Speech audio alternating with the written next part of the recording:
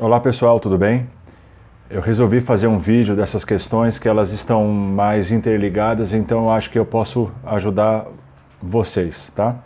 Então aqui é o professor Dr. Rodrigo Fender e eu estou gravando esse vídeo respondendo as questões do grupo do curso de avaliação postural descomplicada, certo?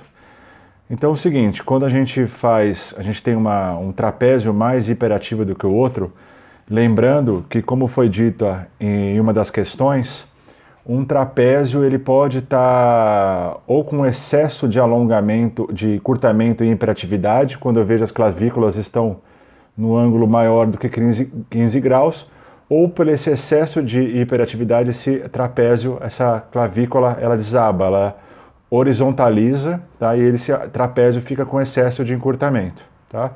Então, assim, em ambos os casos a gente vai precisar restabelecer a tensão ideal, que é nem hiperativa e nem com falta de com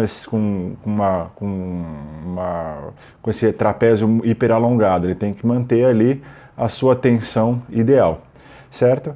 Então, assim, eu costumo falar bastante que a forma de trabalhar, se eu tenho um trapézio mais hiperativo do que o outro, ou se eu tenho um peitoral menor, mais hiperativo do que o outro, a gente não vai trabalhar de forma isolada, a gente vai sempre pensar naquela condição da educação cruzada, do corpo entender, reconhecer os dois lados e manter o estímulo correto para manter esse estímulo ideal para simétrico dos dois lados, tá?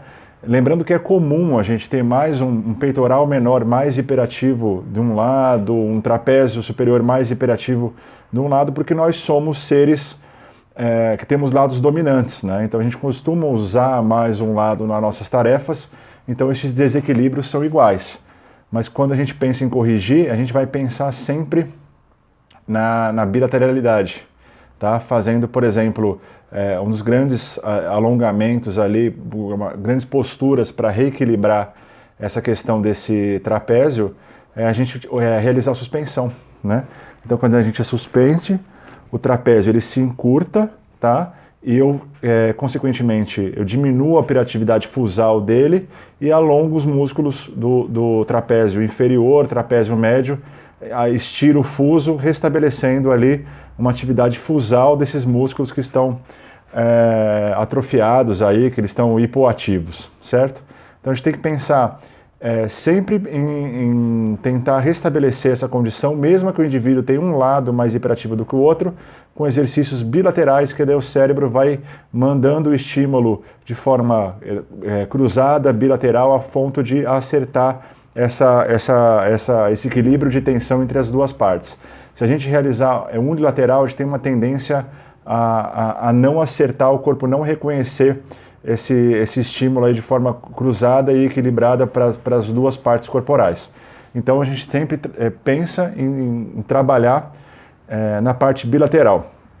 E o alongamento de suspensão total, tá? É interessante no espaldar, apoiado, segurando com a barra acima da cabeça e o corpo com o pé no chão descendo, ou fazendo aquela postura, aquela suspensão parcial, caso o indivíduo não consiga realizar aqui a flexão de ombros completa, se o indivíduo tiver alguma limitação, principalmente naqueles hipercifóticos estruturais, tá? Daí a gente realiza mais séries da suspensão parcial.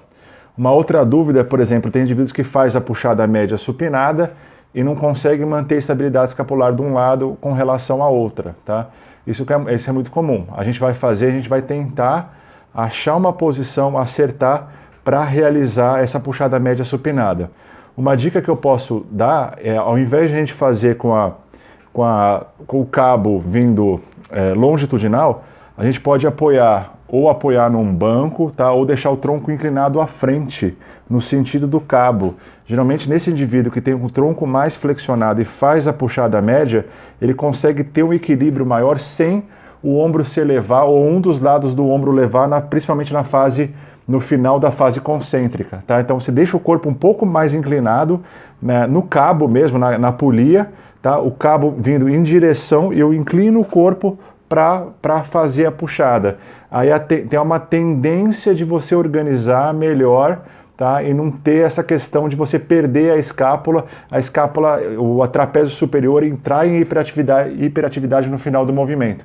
É uma dica que tem funcionado bastante na minha prática, tá? Então essa dica de deixar o pessoal tirar um pouco da polia vertical, deixar ele inclinado, que ele consegue ter essa consciência, o indivíduo, de usar a escápula. Lógico, se tiver uma dominante, é a mesma coisa, eu vou fazendo sempre bilateralmente, que junto com o alongamento, né, o alongamento prévio, que esse dinamismo ele tende a se melhorar com o tempo, tá bom? Então, você vai sempre bilateralmente, soltando, alongando bilateralmente, mesmo que um lado esteja mais hiperativo do que o outro, que é normal, como eu falei, tá? Pela nossa dominância, mas a tendência do corpo é ir acertando e distribuindo essa tensão, esse estímulo neurológico aí, ele sendo distribuído ao longo do tempo e a gente levando o nosso corpo em equilíbrio e melhorando uma parte com relação à outra. Certo? Então um grande abraço aí, espero que você tenham gostado das respostas no vídeo, tá? E depois vocês me falam o que vocês acharam aí, se eu posso fazer mais vídeos, se eu respondo mais como venho respondendo antes, tá? No WhatsApp. Então a gente vai criando aí formas e estratégias de realizar essa interação. Abraço para vocês, beijo, até mais.